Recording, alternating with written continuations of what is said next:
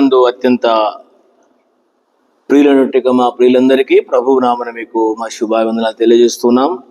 ఈ దినమున కూడా మన యొక్క బైబిల్ పఠనము పరిశుద్ధ గ్రంథం బైబిల్ను ఆధారం చేసుకొని ప్రసంగి గ్రంథము 7వ అధ్యాయము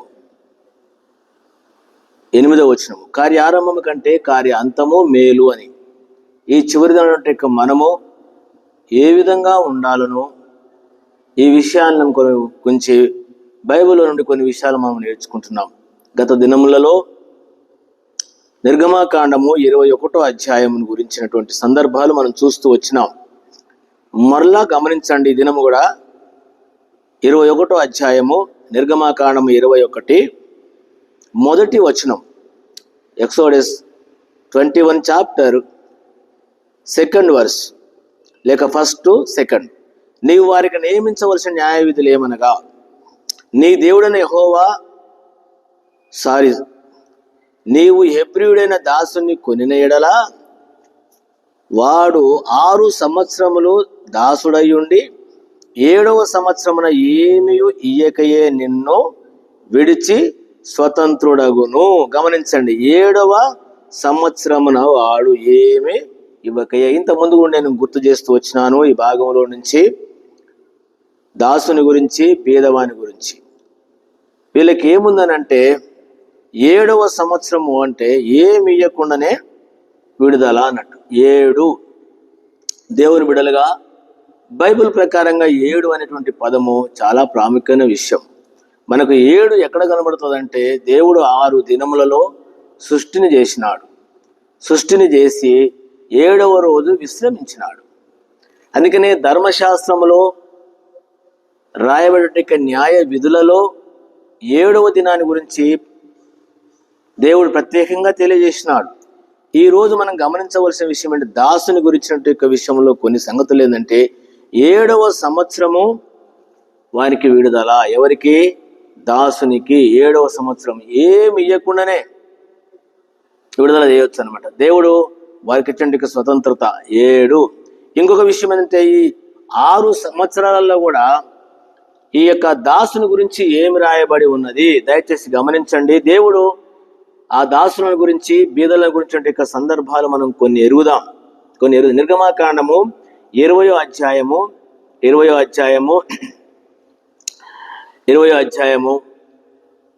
వచనము, విశ్రాంతి దినము పరిశుద్ధంగా ఆచరించుటకు జ్ఞాపకం ఉంచుకొనుము.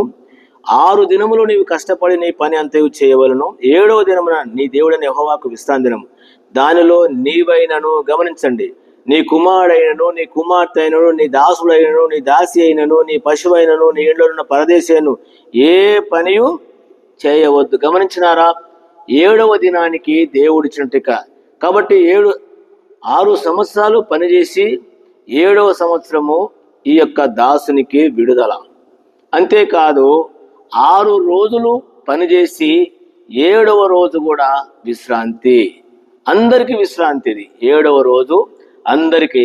ఒకటి నీవైనంట, తర్వాత నీవైనను, నీ కుమారుడైనా, నీ కుమార్తె అయినా, ఎవరు కూడా, నీ ఎద్దు కూడా ఏం చేయొద్దు, అన్నిటికీ ఏం చేశాడు. 7వ రోజు చాలా ప్రాముఖ్యమైన విషయం. అందుకనే విశ్రాంతిని చూపిస్తే 7 విశ్రాంతిని లేక 7 విమోచన, విడుదల. ఇది 7 దినం. ఇది ఎవరి ద్వారా కలిగింది అంటే, ఆత్మీయంగా మన ప్రభువైన యేసుక్రీస్తు వారి ద్వారా కలిగింది. ఇంకా కొన్ని విడుదల గురించి మీకు కొన్ని విషయాలు తెలియజేయాలనుకోండి. ఒకటి 7వ సంవత్సరం లేక 7వ రోజు. 7వ రోజు విశ్రాంతి. తర్వాత 7వ సంవత్సరం ఎవరికేనంటే దాసులకు పూర్తిగా విడుదల. ఇంకొక ఈ విషయాన్ని గురించి నేను ఇంకొక మాటను కూడా నేను మీకు గుర్తు చేయాలని తలుస్తున్నాను. లేవియాకాండము 25వ అధ్యాయం దయచేసి గమనించండి. ఇంకా కొన్ని విషయాలు 7వ దినాన్ని గురించినటువంటి విషయాలు కొన్ని ఉన్నాయి. వాటిని మనం గమనించవలసిన విషయంగా ఉంటున్నాం. 39వ వచనం నుంచి రాయబడింది. 25:39, నీ యొద్ద నివసించు నీ సహోదరుడు బీదవాడై అమ్మబడిన ఎడల వాని చేత బాధ చేయకూడదు. వాడు జీతగాడైన నీ యొద్ద నుంచి నివసించును. 40వ వచనం, వాడు జీతగాని వలె పరదేశి వలె నీ యొద్ద నివసించు. సునాద సంవత్సరం వరకు నీ యొద్ద దాసు. సునాద సంవత్సరం అంట. ఇక్కడ మనకు 7వది సునాద సంవత్సరం అని కనబడతా ఉంది. ఏంటిది సునాద సంవత్సరము? గమనించండి, నేను చదువుతున్నాను 41వ వచనం. అప్పుడు అతడు తన పితరుల స్వాస్థ్యమును మరలా అనుభవించినట్లు తన పిల్లలతో కూడా నీ యొద్ద నుండి బయలుదేరి తన వంశస్థుల యొద్దకు తిరిగి వెళ్ళవలను. ఏలైనగా వారు నాకే దాసులై ఉన్నారు. నేను ఐగుప్తులో నుండి వారిని రప్పించి దాసులను అమ్మినట్లుగా వారిని ఏం చేయొద్దట, అమ్మొద్దు. అంటే వారికి ఏమైంది? విడుదల, విమోచన కలిగింది. ఒకటి వారికే కాదు, ఇంకా కొన్ని ప్రాముఖ్యమైన విషయాలు ఈ గ్రంథములో మనకు రాయబడ్డాయి. గమనించండి, లేవియా కాండము 25వ అధ్యాయము 25వ వచనం, 25 లేక 23 కూడా భూమిని శాశ్వతముగా విక్రయము చేయకూడదు, భూమి నాదే, మీరు నా యొద్ద కాపురం ఉన్నవారు. భూమి కూడా ఇప్పుడు విడుదల కలుగుతుంది భూమికి. గమనించండి, ఇంకా మీ స్వాస్థ్యమైన ప్రతి ఫలము మరలా విడిపింపబడినట్లుగా దాన్ని అమ్ముకొనవలను. ఎవరు కూడా భూమిని శాశ్వతంగా విక్రయం చేయడానికి లేదు. ఇది ఇశ్రాయేలుకి ధర్మ విధులలో ఒక విధి. 25, నీ సహోదరుడు బీదవాడై తన స్వాస్థ్యములో కొంత అమ్మిన తర్వాత అతనికి సమీప బంధువు విడిపింప వచ్చిన ఎడల తన సహోదరుడు అమ్మిన దాన్ని విడిపించవచ్చును. సరే, ఇది అయిపోయింది. ఇక్కడి నుంచి చదివితే అయితే ఒకడు సమీప బంధువు లేని ఎడల పోవాలా. 28, అతనికి దాన్ని రాబట్టుకుంటకై కావలసిన సొమ్ము దొరకని ఎడల అమ్మిన సొత్తు సునాద సంవత్సరం వరకు కొనిన వాని వశములో ఉండవలను. సునాద సంవత్సరం అది తొలగిపోవును, అప్పుడు తన స్వాస్థ్యము మరలా పొందును. ఒకవేళ నీ భూమిని, అంటే ఇది ఇశ్రాయేలుకు లేక హెబ్రీలో చెప్తున్నమాట, నువ్వు బీదవాడిగా ఉండి నీ భూమిని నీ సహోదరునికి అమ్మినావు అంటే పూర్తిగా అమ్మడానికి లేదు. భూమి నాది అన్నాడు, భూమి నాది. మరి ఏం చేయాలంటే సునాద సంవత్సరమున భూమి అమ్మినావు, సునాద సంవత్సరంలో ఏమి ఇవ్వకుండానే ఎవరి భూమికి వారికి ఇవ్వబడుతుందంట. భూమి కూడా ఏమవుతుంది? విమోచింపబడుతుంది. భూమికి కూడా విడుదల. నీవు అమ్ముకున్నావు అనుకో భూమి, సునాద సంవత్సరం అండి. ఇంతకుముందు ఏం చేసినాము? 7వ రోజు, రెండవది 7వ సంవత్సరము.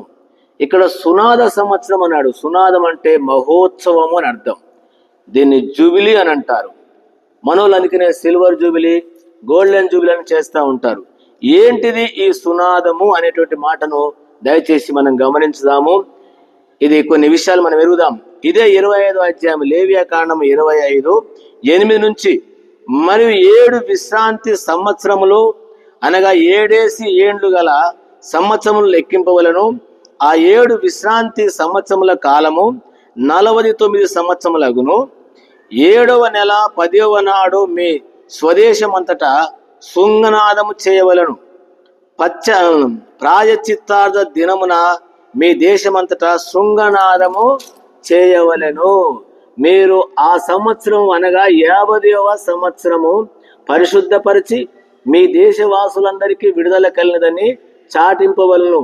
అది మీకు సునాదముగా ఉండును. అప్పుడు మీలో ప్రతివాడు తన స్వాస్థ్యమును తిరిగి పొందవలనని, ప్రతివాడు తన కుటుంబమునకు తిరిగి రావాలి. సునాద సంవత్సరము అంటే మహోత్సవమైనటువంటిది. దీన్ని జూబిలీ అంటారు. ఇది ఏదంటే 50వ సంవత్సరం. గమనించండి, 6 రోజులు పని చేయాలా, 7వ రోజు విశ్రమించాలి. అట్లే 7 ఏళ్ళు 49 50 అది పెంతెకోస్తు దినం, నూతన నిబంధనలకు వచ్చినాక పెంతెకోస్తు దినం. కాబట్టి అది ఏం కలుగుతుందంటే గమనించండి, ఇది చాలా ప్రాముఖ్యత విషయము. ఈ వచనాలను చదివి మీరు అర్థం చేసుకోవాలని ప్రభు నామమున మనవి చేస్తున్నాం. ఎందుకంటే విడుదల, విమోచన దేనికంటే భూమికి కూడా విడుదల, భూమికి కూడా. ఇంకొక విషయం మేము చెప్పలేకపోతున్నాం, ఇందులోనే ఉన్నటువంటి విషయం. 6 సంవత్సరాలు భూమిని సేద్యం చేయాల. కానీ చదువుతున్నాను వినండి, 6 సంవత్సరాలు. 7వ సంవత్సరానికి భూమిని విశ్రాంతిగా వదిలిపెట్టాల. ఇది కూడా దేవుని వాక్యం ఉన్న విషయం. అట్లనే 7 ఏళ్ళు 49 సంవత్సరాలు, 7 ఏళ్ళు 49, 50వ సంవత్సరం కూడా సునాద సంవత్సరంగా దాన్ని ఏం చేయాలి? ఆ భూమిని ఎవరు కొన్నారో, ఎవరి కాడ తీసుకున్నారో తిరిగి మళ్ళా ఆ అమ్మినటువంటి వ్యక్తికి మళ్ళా దాన్ని ఇచ్చేసేయాల. అంటే భూమికి వాళ్ళకి పోతుంది, అంతేకాదు ఆ సంవత్సరము ఎవరు కూడా భూమిని సేద్యం చేయకూడదని చెప్పేసి ఈ అధ్యాయాలలో రాయబడి ఉంది. కాబట్టి దేవుని బిడ్డలారా, భూమికి కూడా, మనిషికే కాదు, జంతువుకే కాదు, భూమికి కూడా విడుదల, విమోచన కలిగించే సందర్భము సునాద సంవత్సరం 11వ వచనం. లేక ఇది ఆ యొక్క ఇశ్రాయేలు యొక్క ప్రజలందరికీ, లేక ఈ అనుభవంలోనికి వచ్చిన వాళ్ళందరికీ కూడా అది సునాద సంవత్సరముగా మనం ఎరగవలసిన వారంగా ఉంటున్నాం. 25వ అధ్యాయం లేవియా కాండము 11వ వచనం, 15 లేవంటే తిరిగి రావాలి 11. ఆ సంవత్సరం అనగా 50వ సంవత్సరము మీకు సునాద కాలము. అందులో మీరు విత్తకూడదు, కారు పంటలు కోయకూడదు, శుద్ధపరిచిన నీ ఫల వృక్షముల పండ్లు ఏరుకొనకూడదు. అది సునాద కాలము, అది మీకు పరిశుద్ధమగును. పొలములో దానంతట అదే పండిన పంటను తినెదరు. ఆ సునాద సంవత్సరమున మీలో ప్రతి వాడును తన స్వాస్థ్యమును మరలా పొందవలెను. నీవు నీ పొరుగువానికి వెల ఇచ్చిన దేని విషయంలోను, నీ పొరుగువాని దగ్గర నీవు కొనిన దేని విషయంలోను కానీ మీరు ఒకరినొకరు బాధింపకూడదు. ఇంకా లేదు, నీకు బాధింపదు. సునాద సంవత్సరమైన తర్వాత గడిచిన 7 ఏళ్ల లెక్క చొప్పున నీ పొరుగు వాని యొద్ద నీవు దాన్ని కొనవలను. పంట లెక్క చొప్పున అతడు నీ యొద్ద అమ్మవలను. గమనించండి, అందుకనే ఆ సంవత్సరం లెక్క ఇచ్చిన కొలది ఇదంతా కూడా సునాదము. కాబట్టి పిల్లారా, గమనించవలసిన విషయం ఏంటంటే, ఒకటి, భూమికి కూడా విడుదల, విమోచన. ఈ సునాదాన్ని గురించి నేను మీకు కొన్ని విషయాలను చెప్పాలని తలస్తూ ఉన్నాం. ఇదే లేవియా కాండము 23వ అధ్యాయం 23 నూతన నిబంధనకు కొంచెము దీని గురించి మనకు అవగాహనలోకి తీసుకొని రావాలని తలస్తూ ఉన్నాం. 15వ వచనము, లేవియా కాండం 23:15, మీరు విశ్రాంతి దినమునకు మరునాడు మొదలుకొని, అనగా అల్లాడించు పనులు మీరు తెచ్చు దినం మొదలుకొని 7 వారములు లెక్కింపవలను. లెక్కకు తక్కువ కాకుండా 7 వారములు ఉండవలను. 7వ విశ్రాంతి దినపు మరుదినం వరకు మీరు 50 దినములు లెక్కించి యెహోవాకు కొత్త ఫలములతో నైవేద్యం అర్పించవలను. ఏ రోజు? 50వ దినం మీరు మీ నివాసములో నుండి తూములలో 2:10 వంతుల పిండి గల 2 రొట్టెలను అల్లాడించు అర్పణగా తేవలను. వాటిని గోధుమ పిండితో చేసి పులిని రొట్టెలను కాల్చవలను. అవి యెహోవాకు ప్రథమ ఫలముల అర్పణం. ఏది? 50వ రోజు.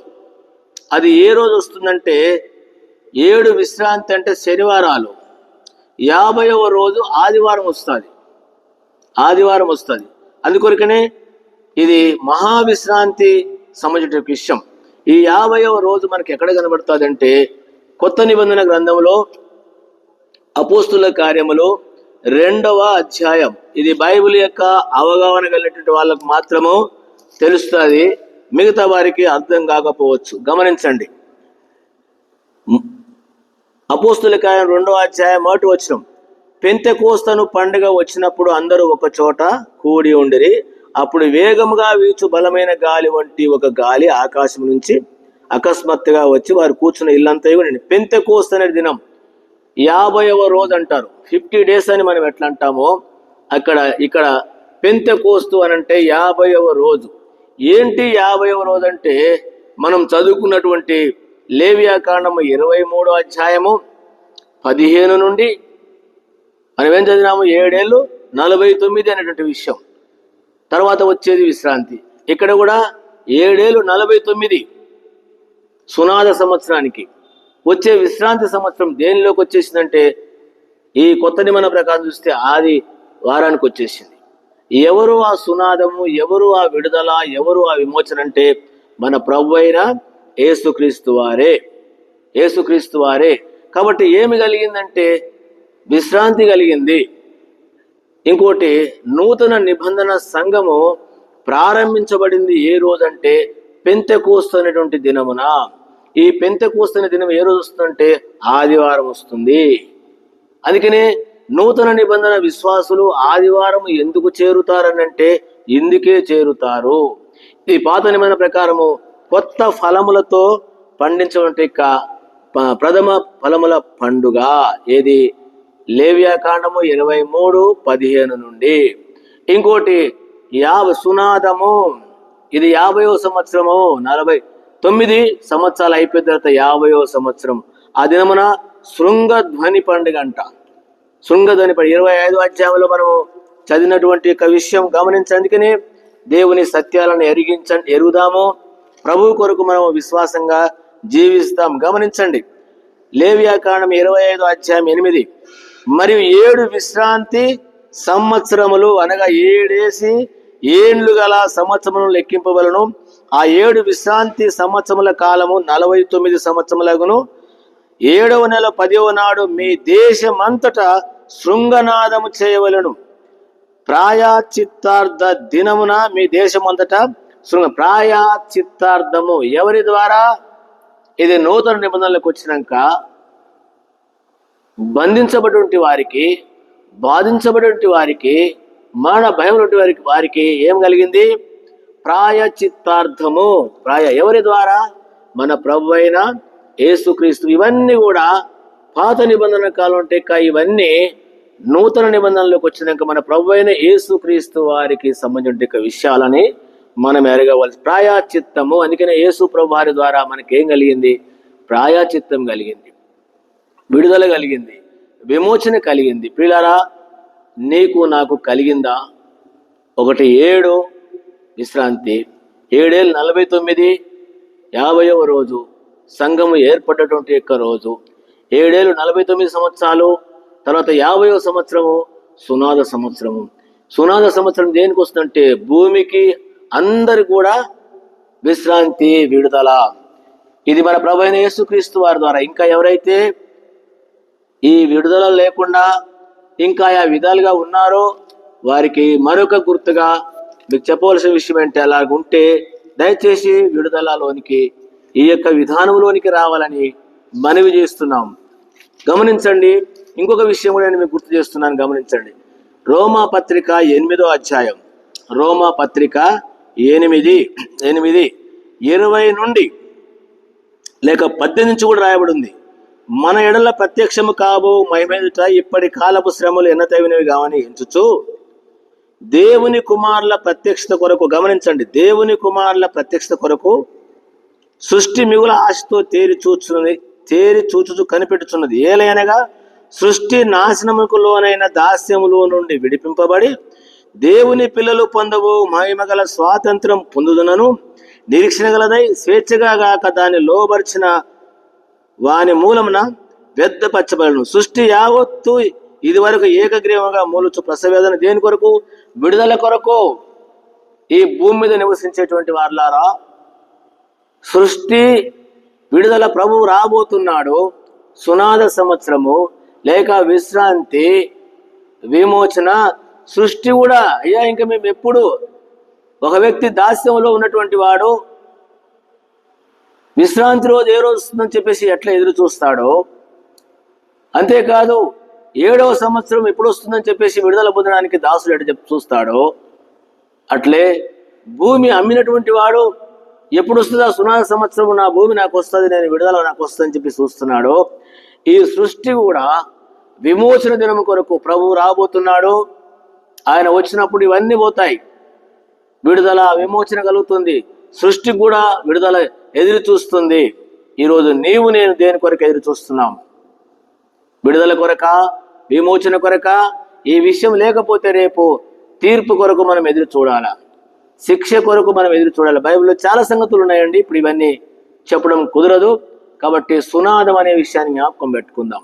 జూబిలీ లేక మహోత్సవము దేనికంటే యూదా ఇశ్రాయేలు ప్రజలందరికీ, ఈరోజు మనందరికీ కూడా, క్రైస్తవులందరికీ, నూతన నిబంధన క్రైస్తవులందరికీ కూడా గొప్ప సునాదం రాబోతుంది. సునాదం అంటే గొప్ప మహోత్సవం. ఏది అంటే అది ప్రభువు వస్తున్నాడు.